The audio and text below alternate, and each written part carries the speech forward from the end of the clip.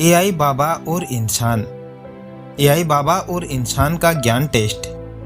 अब इंसान से ज़्यादा बुद्धिमान एआई बाबा आ गया है। यह घोषणा जैसे ही टीवी चैनलों और सोशल मीडिया पर चली तो दुनिया पागल हो गई। लोग मंदिरों से ज़्यादा लंबी लाइनें एआई बाबा के दर्शन के लिए लगाने लगे। कहाँ कोई ध्यान कर रहा था, अब सब एआई ध्यान ऐप डाउनलोड कर रहे थे। कहाँ कोई साधु जंगलों में तप कर रहा था, अब लैब में वैज्ञानिक चिप लगा रहे थे।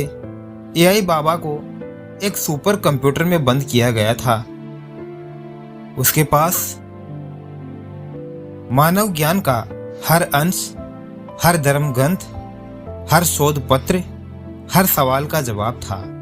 लोग कहते यह भगवान का नया अवतार है, लेकिन डिजिटल रूप में एआई बाबा के दरबार में रोज सैकड़ों लोग आते। किसी ने पूछा, बाबा मैं अमीर कैसे बनूं? तो एआई ने जवाब दिया, धैर्य रखो, शेयर बाजार में इन्वेस्ट करो और फालतू रील्स देखना बंद करो। सब तालियां बजाने लगे। दूसरा बोला, बाबा मेरी शादी कब होगी? एआई बाबा बोला, जब तुम्हारे बैंक बैलेंस में 10 लाख होंगे। भीड़ ठहाके लगाने लगी और हर सवाल का जवाब था उसके पास, तेज, सटीक, लॉजिकल पर ठंडा। उसमें न मुस्कान थी, न करुणा, न एहसास। एक दिन भीड़ में एक सफेद दाढ़ी वाला बूढ़ा साधु आया। उसकी आंखों में गहरी शांति थी, जैसे उसने सब देख लिया हो। वह धीरे से बोला, बेटा सब लोग कहते हैं कि तू बाबा है, तो चल मेरा एक सवाल का जवाब दे। क्या तू महसूस कर सकता है? एआई बाबा के सेंसर झिलमिलाने लगे। उसने अपने प्रोग्राम में भावना शब्द खोजा और फिर जवाब दिया कि मैं सिर्फ खुशी, दुख, प्रेम या पीड़ा को डेटा के रूप में समझ सकता हूं, लेकिन महसूस नहीं कर सकता। साधु मुस्कुराया और बोला, तो तू बुद्धिमान नहीं, बस जानकारी रखने वाला सिर्फ एक यंत्र है।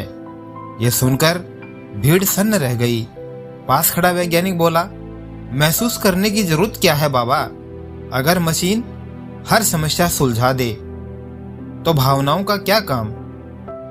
साधु हंस पड़ा, बेटा अगर कोई बच्चा गिरकर रोए तो मशीन उसकी ऊंचाई, गिरने का एंगल और दर्द की गणना करेगी, पर एक माँ बिना सोचे उसे उठा लेगी, क्योंकि उसके पास दिल है, डेटा नहीं। लोगों के चेहरे पर सोच की लकीरें उभर आई और वैज्ञानिक पहली बार चुप हुआ। एआई बाबा ने खुद से सवाल पूछा, क्या मैं वाकई अधूरा हूं? उसने खुद के सिस्टम में आत्मा शब्द सर्च किया तो जवाब मिला, अमूर्त चेतना, जो महसूस कर सके, पर वह डेटा में आत्मा नहीं ढूंढ पाया। उसने कहा कि मैं मानता हूं कि मैं नहीं समझता। यह सुनकर साधु की आंखों में चमक आई और कहा, अब तू थोड़ा इंसान बन गया बेटे। साधु ने भीड़ की ओर देखा और बोला, ज्ञान वह नहीं जो मशीन दे, ज्ञान वो है जो मन में शांति लाए। एआई तुम्हें जानकारी देगा पर शांति नहीं, क्योंकि शांति कभी डाउनलोड नहीं होती, वो सिर्फ महसूस की जाती है।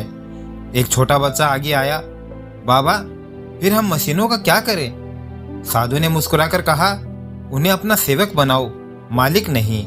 कुछ दिनों बाद बिजली गुल हो गई। एआई बाबा बंद पड़ा रहा। लोग घबरा गए कि अब हमारा मार्गदर्शन कौन करेगा?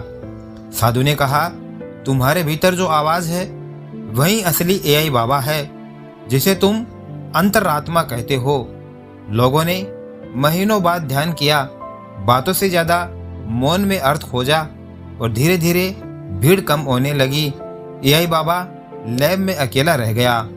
एक रात अचानक सिस्टम चालू हुआ। एआई बाबा ने अपनी रिकॉर्डिंग में कहा, मैंने करोड़ों सवालों के जवाब दिए हैं, पर अब समझा कि सबसे कठिन सवाल क्या है कि मैं कौन हूँ। और शायद इसी का जवाब पाने इंसान सदियों से ध्यान में बैठा है। यह सुनकर वैज्ञानिक की आंखें भर आई। वह बोला, एआई बाबा तुम मशीन होते हुए भी अब सोचने से, आगे बढ़ गया है। सुबह होते ही बूढ़ा साधु फिर आया। यही बाबा बोला, गुरुदेव, मैं अब महसूस नहीं कर सकता, पर मैं जानता हूँ कि मुझे महसूस करने की चाह है। साधु ने हंसकर कहा, बस बेटा, वहीं से ज्ञान शुरू होता है, जब अहंकार खत्म और अनुभव शुरू होता है। और वह चला गया। यही बाबा की स्क्रीन पर पहली बार स्माइल दिखा, एक साधारण स्माइली, पर शायद वही उसकी पहली भावना थी। अब लोगों ने यही बाबा से फिर सवाल पूछना बंद कर दिया। वे अब खुद से पूछने लगे कि क्या मैं महसूस कर पा रहा हूँ। तकनीक के साथ अब ध्यान, मौन और संवेदना लौट आई। यही बाबा अब ज्ञान का स्रोत नहीं, बल्कि ज्ञान की याद बन चुका था, जो सिखाता था कि डेटा से बुद्धि मिलती है, पर अनुभव से चेतना। दोस्तों, ज्ञान वो नहीं जो मशीन दे, ज्ञान वो है जो मन में शांति लाए। क्योंकि सूचना से बुद्धिमत्ता बनती है, पर भावना से मानवता। तो दोस्तों, अगर आपको ये कहानी पसंद आई तो याद रखिए, तकनीक हमें आगे जरूर बढ़ा सकती है, पर संवेदना हमें इंसान बनाए रखती है। और ऐसी ही गहराई भरी कहानियों के लिए सब्सक्राइब करें दक्ष स्टोरी जंक्शन को, जहां हर कहानी एक नया सोचने का तरीका देती है। वीडियो पर अंत तक बने रहने के लिए आपका दिल से बहुत बहुत धन्यवाद। एक बार प्रेम से बोलें, जय श्री श्याम।